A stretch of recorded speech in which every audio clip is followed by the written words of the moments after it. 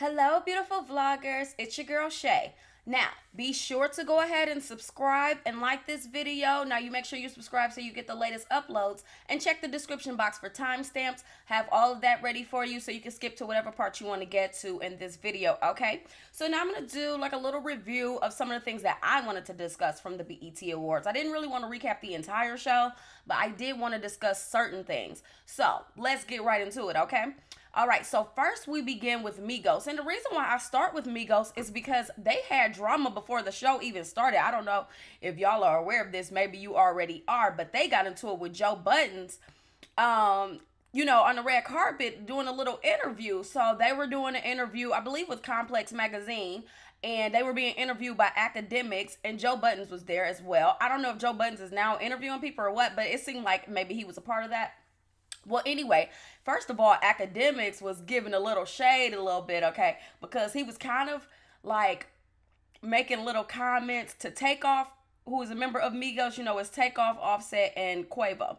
So he was making little comments about the fact that Takeoff is not on the song Bad and Bougie. And if you know about Bad and Bougie, then you know that Bad and Bougie is right now currently Migos' biggest song basically of their career, and you're a member of the group and the biggest song of your career, you're not a part of that song. So I don't throw him any shade behind it, because maybe it was a group decision, whatever the case may be. But a lot of people have been making comments about the fact like, hey, how is this the biggest song of your group and you don't have a verse on it?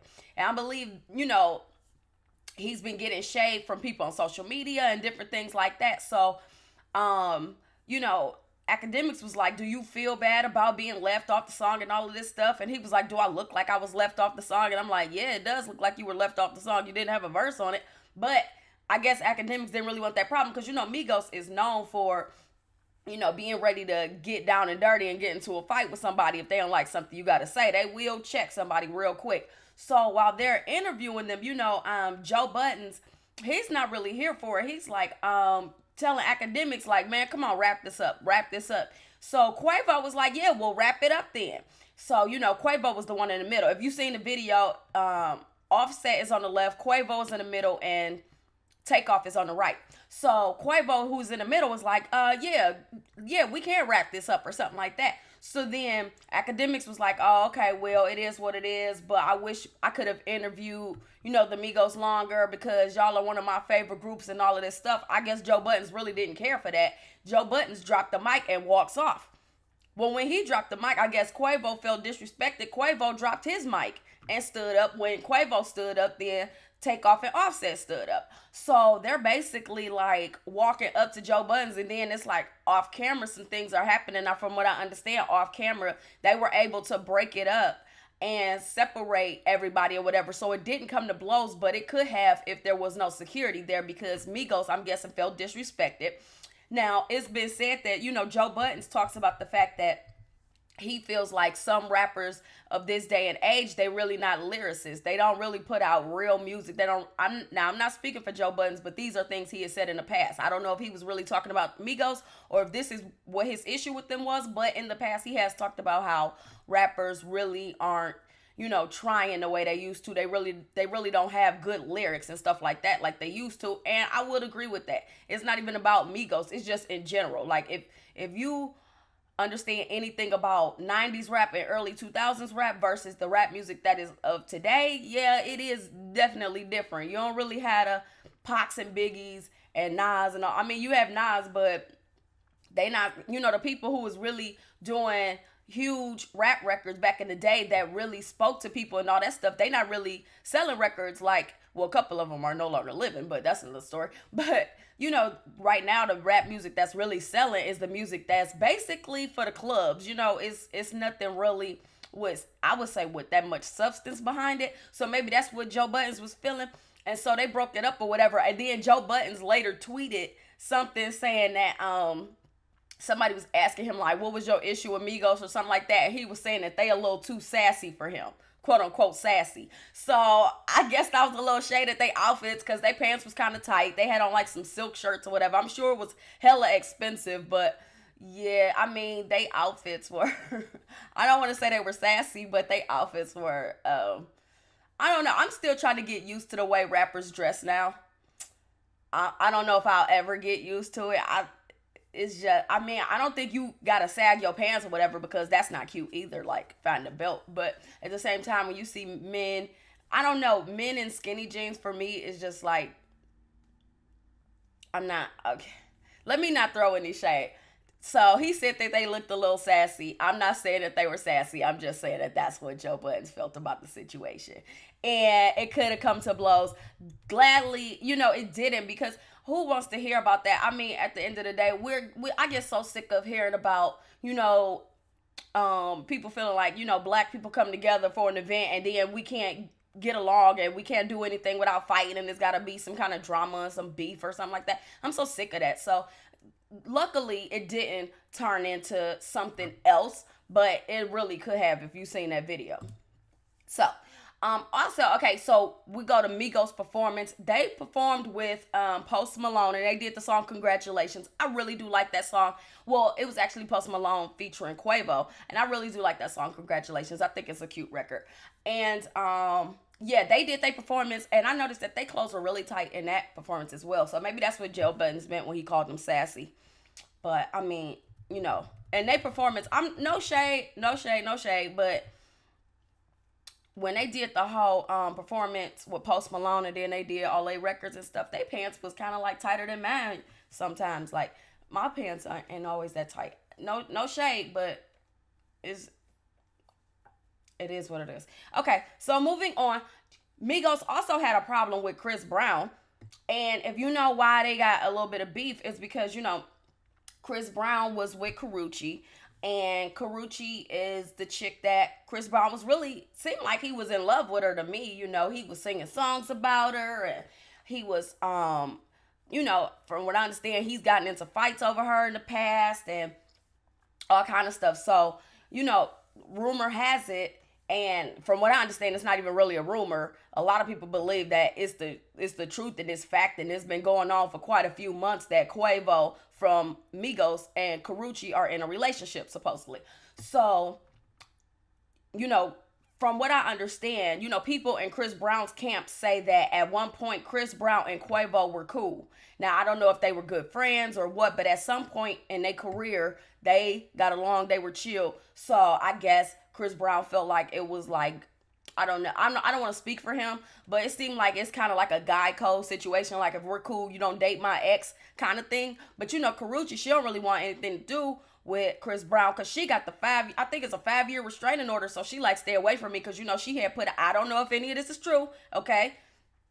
Don't shoot the messenger. I'm just telling you what I heard. So, not supposedly, she actually came out and in court documents said that he punched her in the stomach and he threatened her life and he knocked her down a flight of stairs. So she got, the restraining order and everything. Supposedly, when they were on stage, Chris Brown had to hurry up and get off stage so he makes sure that he didn't run into Karrueche, because he can't violate, however many feet he's supposed to be within her. He can't come past a certain amount of feet. Usually it's like 200 feet or 500 feet or 1,000 feet, whatever it is. He can't come within a certain distance of her. So he, from what I understand, he tried to, hurry up and get backstage and go about his business so that him and her didn't run into each other. Whether or not it's true, I don't know. Chris Brown might deny it. Who knows? Whatever. Point is, him and Quavo at some point had to have words, because, they're saying that when the show was over, whatever, because, before the show, Quavo and Joe Buddens and Migos, whatever, exchanged words. Then after the show,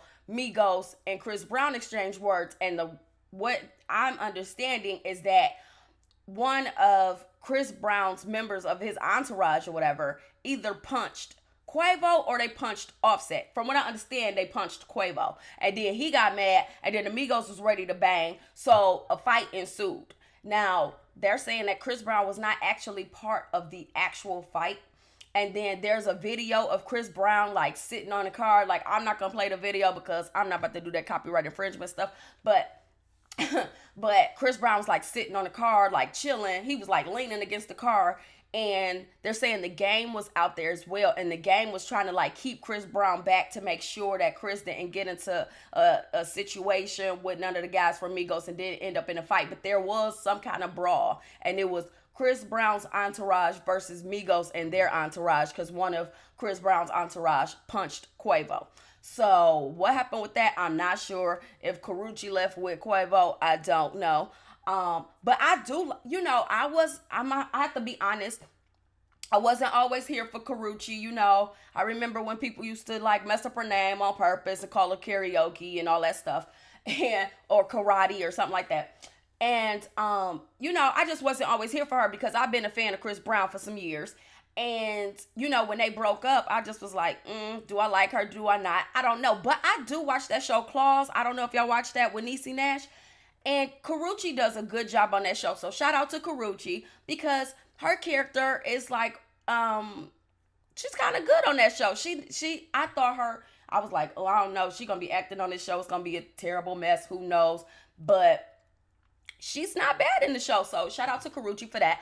But yeah, so anyway, with the whole Chris Brown situation, like it was some reporters and stuff. And I think one of them was The Root. I don't know if y'all read that website or that blog, but they were all reporting that they saw members of Chris Brown's camp starting the fight with Migos. So that one of Chris Brown's members did punch Quavo. So I don't know if that's true, but it looks like a lot of people are saying that, Chris Brown's people actually did start that fight.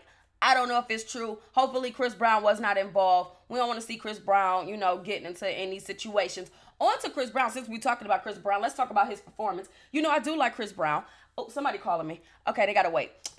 So I do like Chris Brown. I am a fan. However, in this situation with the BET Awards, I kind of feel like Chris Brown could be given a little bit more. I think that Chris Brown is super talented. And I think that his performance, while it was good, it was subpar as far as what Chris Brown can deliver. Chris Brown, to me, is one of the best dancers, period, in the game.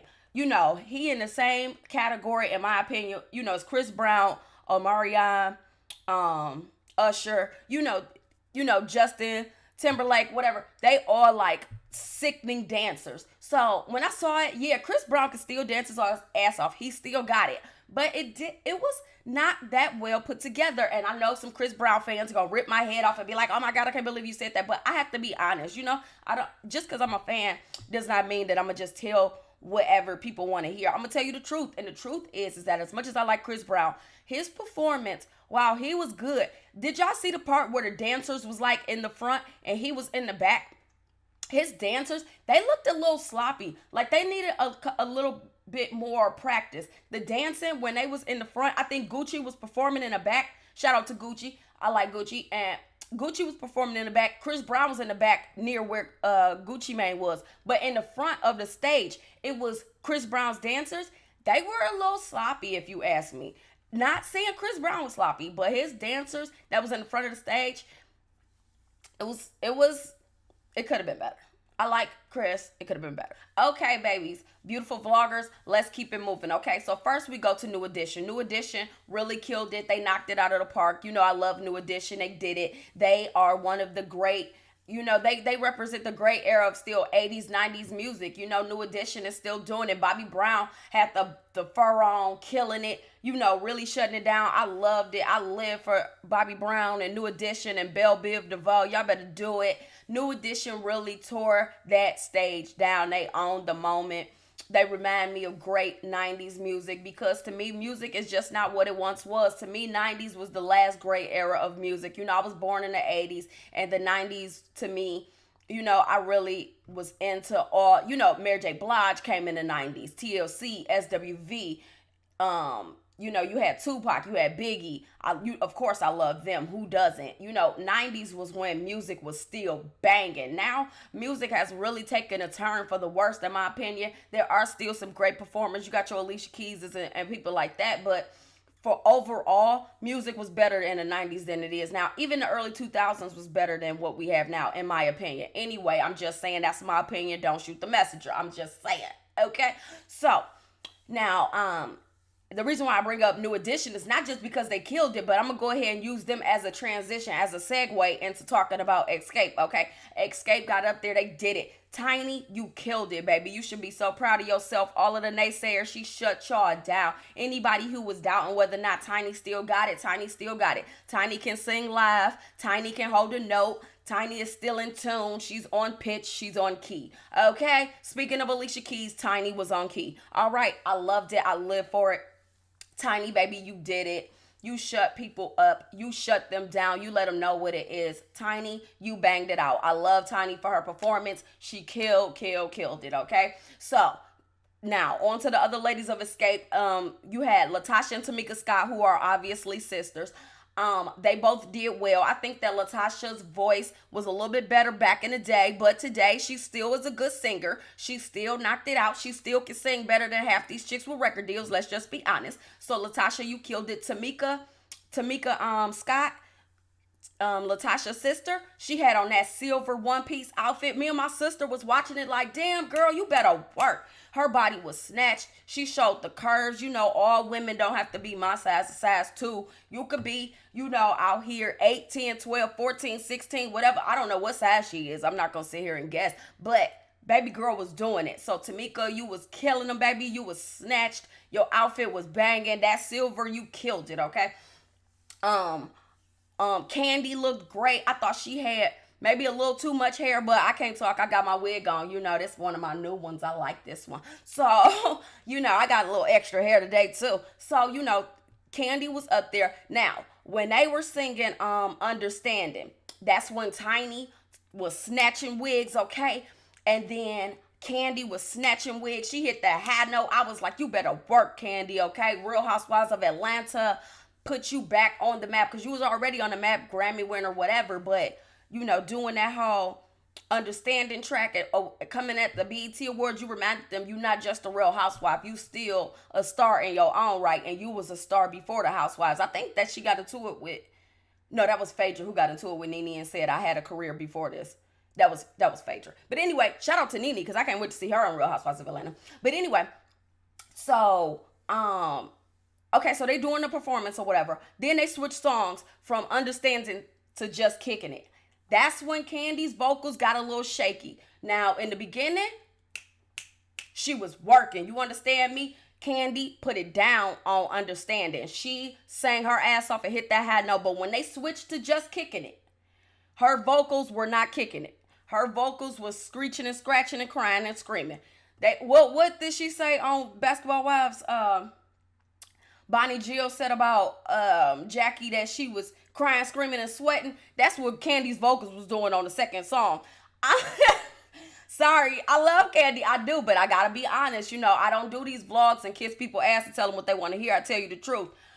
Kandi killed it the first go round on the first song. Understand it, murdered it. Then when the song switched to Just Kicking It, I was like, ooh, wait, no ma'am, we just not kicking it. We not here for it. This was not the moment. This was not the do.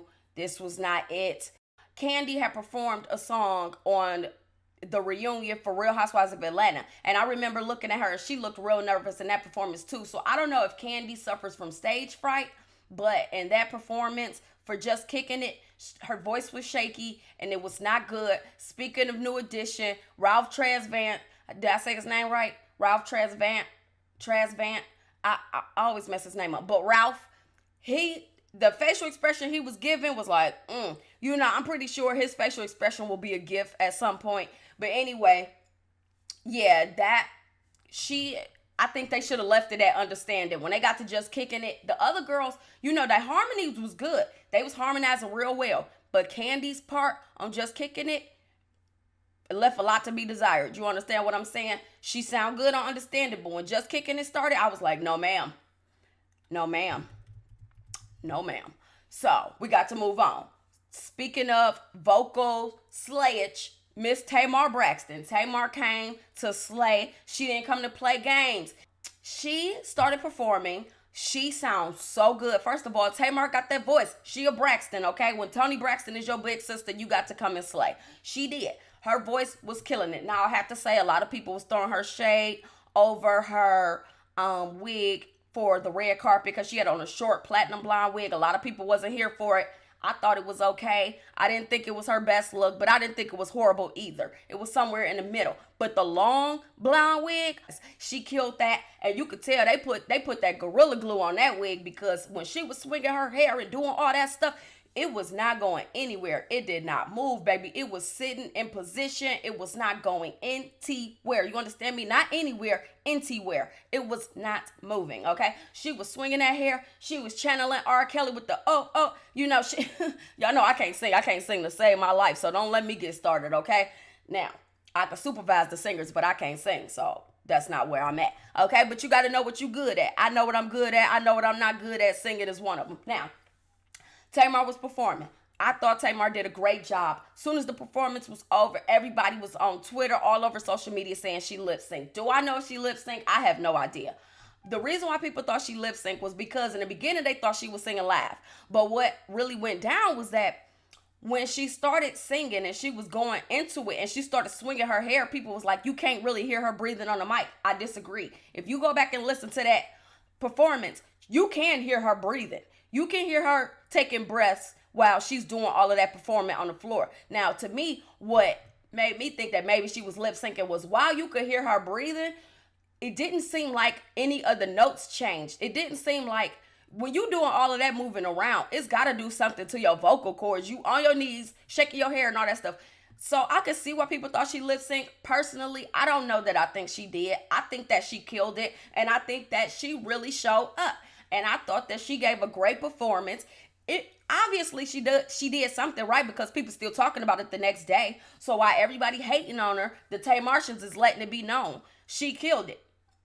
I'm not a Tamartian stan, but I'm also not a hater either. I like Tamar's vocals. I think that Tamar has a voice that is undisputed in my opinion. As a matter of fact, it is disputed because a lot of people hate on her, but they shouldn't. I think that people hate on her because they don't like her attitude. And I'm not sitting here discussing her attitude because that's another vlog for another day. But I think that people don't like her attitude, so they take it out on her performances and her voice and all of this stuff. But truthfully, she is talented as hell. And she sang her ass off. And whether she was lip syncing or not, did you see the video of her in the dressing room singing after the performance was over? Baby, she killed it. She killed it, okay? She was singing live and a cappella in her dressing room. Y'all go ahead and look that up. She killed it. So for all the people who saying she couldn't sing it live, listen to her sing it in her dressing room. She murdered it. You understand what I'm saying? She did the damn thing. I also like the fact that she had the couples on stage. I thought it was cute when she threw the mic stand and she was talking about that heifer stole my man or something like that. And she threw her mic stand. I thought that was cute, little mama. I was here for it. Do it, Tamar. I think she did a good job. Shout out to Tamar. I thought she killed it. Moving on, we go to Remy Ma. Remy Ma shaded the hell out of Nicki Minaj. I told y'all that, you know, I did a previous video. I will put the link in the description box, okay? Actually, Kim and I did a video together about the beef between Remy Ma and Nicki. And then I did another video by myself where I talked about how people were saying that Nicki wasn't going to show up to the BET Awards and Wendy Williams called Nicki Minaj a coward. Now, if you want to see that video, it's in I put the link in the description box. But so Wendy Williams called Nicki Minaj a coward because she said she's not showing up to the BET Awards because she's scared that, you know, she's going to have to come face to face with Remy. And they both was nominated for Best Female Rap Artist. Remy won. Nicki was not there, but Remy got up there and I had to write it down. So she said, this is what Remy said about Nicki when she performed. I mean, not when she performed, but when she won her award for Best Female Rap, whatever. So she said, y'all bitches got fat while we starved. Shots in your ass, pads in your bras. Y'all some liars. It ain't no facts in your songs. And yeah, the crown coming back to the Bronx. Damn. Listen, if you a fan of Nicki or not, you got to admit, I don't know if, you know, some people said it was a freestyle. To me, it seemed like maybe that was something that she wrote. But whether she wrote it or she freestyled it or not, I don't care. That line was crazy. So she was coming for Nicki's head with that one. Who the hell else was she talking about? You know, she had already said on the Sheetha track that she was talking about Nicki Minaj ass and that Nicki Minaj implants popped or something and she couldn't have sex with Meek Mill for 3 months and Meek Mill had told her that and everybody was shading Meek Mill, including the game, like, why are you out here telling yo girl's business just because y'all broke up? Which I did think Meek Mill was shady as hell for telling Nicki Minaj enemy her personal business, but that's another story for another day. But anyway, so yeah, Remy with that line, I was like, ooh, she bodying people, but Nicki Minaj may have the last laugh because I saw a report that said Nicki Minaj was the most tweeted about artist without even attending the award show. So even though Nicki Minaj did not show up to the BET Awards, she got more tweets than any other artist. So while everybody's shading her, she's still catching the W. She's still winning because everybody tweeting about her, and she wasn't even in the damn building. She probably wasn't even in the country because you know she just did a video talking about she was hopping on a private jet to Prague. So who knows? But what I'm telling y'all is this. Remy threw that shade, baby. And yeah, the audience was there for it. Did you see the audience damn near gave her a standing ovation when she threw that shade? Because, you know, people do like to see it get messy. That's the truth. But, you know, I'm a fan of both. I'm a fan of Remy. I'm a fan of Nicki. So I'm not really taking sides. All I'm saying is Remy threw hella shade. But Nicki, you still won in a way because you were the most tweeted about artist. And you didn't even come to the award show. Boom. What else can you say about it? Also, I think, why didn't they have Solange perform at the award show? I thought that Solange should have had her own BET Awards performance because Solange had the #1 album last year, and she also had the song Cranes in the Sky, which I love. I love the song Cranes in the Sky. Shout out to Solange. I believe Solange should have been asked to perform. I think she should have been invited to perform. Also, I wanted to touch on really quickly that I saw the BET Experience, which was the after show and the performances, and I also believe that they should have had Young M.A perform because Ooh was a big record. You understand what I'm saying? You can't say that it wasn't. And if you watch the BET Experience, you can see it on YouTube. You can find it of Young M.A performing.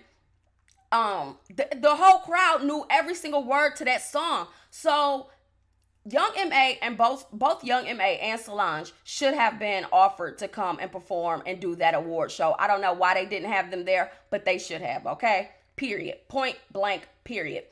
Also, Cardi B. Cardi B did a really good performance. She was also at BET Experience.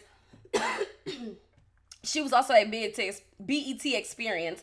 And she gave a really cute performance. So shout out to Cardi B. She did something good. And I think that Remy Ma gave both Young M.A and Cardi B a shout out when she won Best Female Rapper or whatever. So that was cute. Then also Bruno Mars performed. I like Bruno Mars' performance. A lot of people was throwing him shade, like, oh, he just do the same old thing. They feel like he just jocks everything from James Brown. He has gotten some moves from James Brown, but who hasn't? Michael Jackson has said that he's gotten moves from James Brown. That doesn't make Michael Jackson any less of a great performer. Chris Brown is known to be a big fan of James Brown. I remember when he gave that amazing performance at the Grammys right after James Brown died. Chris Brown killed it at the Grammys. And he actually did one of James Brown's famous dances with the tap dancing real fast or whatever he was doing with his feet. I can't do it, but you know, so Bruno Mars is not the only person to be inspired by James Brown. Some of the greatest performers ever were inspired by James Brown, just like some of the greatest performers ever were inspired by Michael Jackson or by Prince. Rest in peace to all three. So it's just like, come on, stop throwing that shade. People, I mean, yeah, he's taking some things from James Brown, but who hasn't? Okay, it's people of other cultures who do a little cultural appropriation, who take their ideas from Black artists who have since passed away. Bruno Mars isn't the first, he won't be the last. But Bruno Mars has always shown love to the Black community. He's always shown love to the pioneers in Black music. And he's always broken down how Black music has influenced every single genre of music. There would be no blues, no country, no nothing if it wasn't for Black music. It all started with gospel music, really, and hymns and all of that. And then it made its way into rock and roll and all these things. So don't act like other people have not borrowed from Black artists, because they all do. I mean, how could you? How could you not? You know, I'm just saying, people don't want to give Black artists, they just do. But let's be real, Black artists paved the way for a lot of people, and that's just what it is. So yes, Bruno Mars gave a cute performance. I love when he stopped the performance. My sister actually pointed out when he stopped the performance, and he was and he was talking to the girl saying, you putting this on Instagram and all of this stuff. That probably was planned or whatever, but it was still a cute moment. I liked it. I like Bruno Mars. I would have loved to see him in concert. I actually was supposed to go, but somebody was shady about the tickets, but that's another story. So anyway, anywho, I thought Bruno Mars gave a good performance. I really liked it. I really enjoyed it. Stop hating on Bruno. He did a great job. Then we go to Mary J Blige. Mary J Blige gave a performance that was a little, you know, some people talk about being a tortured artist. It was you could tell she's going through something. It wasn't her best performance, but I'm a huge Mary J Blige fan, so I'm a rap for her regardless. I think she's going through a lot. She's going through a divorce. Her husband was cheating on her with the artist, and he was spending her money to you know, provide a lifestyle for the artist and all this stuff. She's going through a lot. We also did a video on Mary J Blige. You can check that in the description box as well, and her whole breakup with Kendu. But I'm a huge fan of Mary J Blige, and I just did not like how people was shading her, especially Kendu. Mr. Can't Do Anything Right. She did her song Love Yourself. And then I'm going to read from an Instagram message that he left. He put Mary J Blige picture up on Instagram and then left a message that says, and it's from from Kendu to Mary. It says, I love you to death, Mary J Blige. I can't even begin to understand why you are going on about this the way you have been. I never wanted to discuss our life or airing the laundry. You know me better than that. You and I really need to talk and stop all this negative nonsense. I love you and I always will, regardless of your actions. What the hell you mean, regardless of her actions? How about we talk about your actions and trying to get $129,000 a month in spousal support when your ass don't even deserve it because you was cheating on her with her fucking artist. Your ass wouldn't have shit if it wasn't for her. Nobody would even know your name if it wasn't for her. I wouldn't care if you had a little money before her because you trying to take all of hers. What you mean, regardless of her actions? You mean regardless of your actions? What? Child, I am not here for him. I was not here for him when we did the original video about him, okay? Like I said, link in the description box. Keep it pushing. Kendu can't do anything right. I cannot stand him at this point. Last but not least, we're going to talk about Future. Future did his performance. Future had a performance with Kendrick Lamar. When Kendrick Lamar came out, the crowd went crazy and so did I. I love Kendrick Lamar. Love Kendrick Lamar. Huge fan of Kendrick. I think Kendrick kills it each and every time. I'm a huge Kendrick Lamar fan. Future did good. A lot of people said that they were bored by his performance until Kendrick came out. I didn't think his performance was boring. I mean, how much did you want him to do? He's a rapper. He doesn't dance. He's not Chris Brown. He's not going to be like moonwalking across the stage or something. So tell me what y'all think. Hope y'all enjoyed this recap and review of the BET Awards, or the highlights that I actually cared about. So if there's anything that I missed that you want to discuss, let me know in the comment section. Shout out to Leslie. She did a great job hosting. Some things were funny, some things weren't, but I was happy to see her doing her thing up there. Kudos to you, Leslie. And yeah, that's just what it is. So let me know in the comment section how you feeling. Make sure you like this video. Make sure you subscribe, and I will check you guys out next time. Matter of fact, we have Basketball Wives review recap coming up in a minute, so look out for that, okay? Talk to y'all later. Bye. Thank you for coming to Writers Vlogs. In the description box, you'll find links to our social media, blog, and anything else you need to know. Be sure to rate, comment, and subscribe to our channel. Mwah!